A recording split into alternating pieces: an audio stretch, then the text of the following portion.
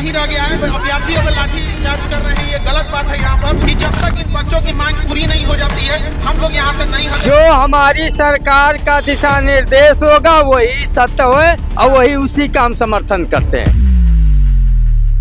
ना टेस्ट में पास होने देंगे ये लोग और ना ही एग्जाम में पास होने देंगे, इसलिए नौकरी की उम्मीद छोड़ दो। वो तो चले गए।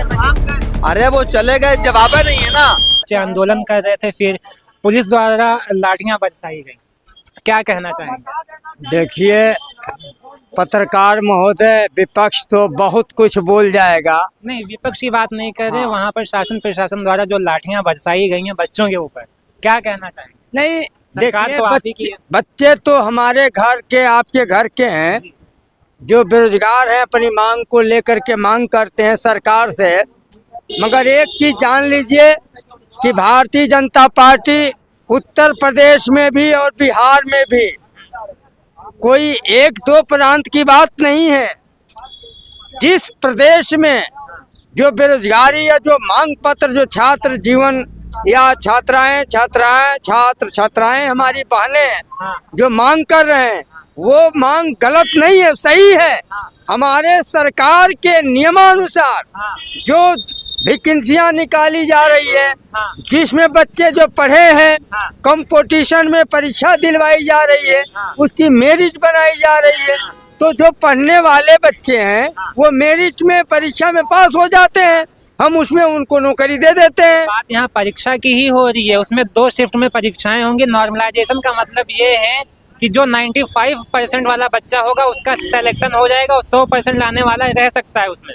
इसीलिए कह रहे हैं एक एग्जाम होना चाहिए, एक शिफ्ट में होना चाहिए। जो हमारी सरकार का दिशा निर्देश होगा वही सत्य है और वही उसी का हम समर्थन करते हैं। तो नॉर्मलाइजेशन से मतलब आप सहमत हैं उससे? ये हमारे उत्तर प्रदेश सरकार हो चाहे बिहार सरकार हो, जो हमारे सरकार के अधीनस्थ जो नियमावली जो बनाई गई है वो दिशा निर्देश का पालन होगा और उसी पालन के तहत काम करना पड़ेगा। तो लेकिन यूपी में तो नॉर्मलाइजेशन को वापस ले लिया गया था, बिहार में भी बीजेपी के उन्होंने वापस नहीं लिया।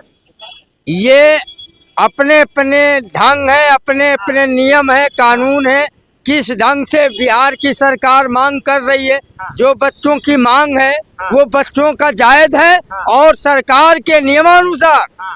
मैं बार बार वही मैं दोहरा रहा हूँ, जो बच्चे पढ़ने लिखने वाले हैं वो चाहे परीक्षा करा लीजिए, चाहे टेस्ट करा लीजिए, चाहे इंटरव्यू करा लीजिए, उसमें जो बच्चा पास होगा वही बच्चे को नौकरी मिलेगी। मुझे लगता है आप नॉर्मलाइजेशन का मतलब ही नहीं समझ पाए। हम कुछ समझ रहे हैं बेटा, जो सरकार का दिशा निर्देश है मैं उसके साथ हूँ और जो मेरी सरकार की जो आदेश है वो सरकार के हम साथ हैं। अब आपका जवाब पंडित जी दे देंगे। जो सुनिए, इनका कहना है चाहे टेस्ट करा लो चाहे एग्जाम करा लो, जो पास होगा, जो कि हम होने देंगे ही नहीं।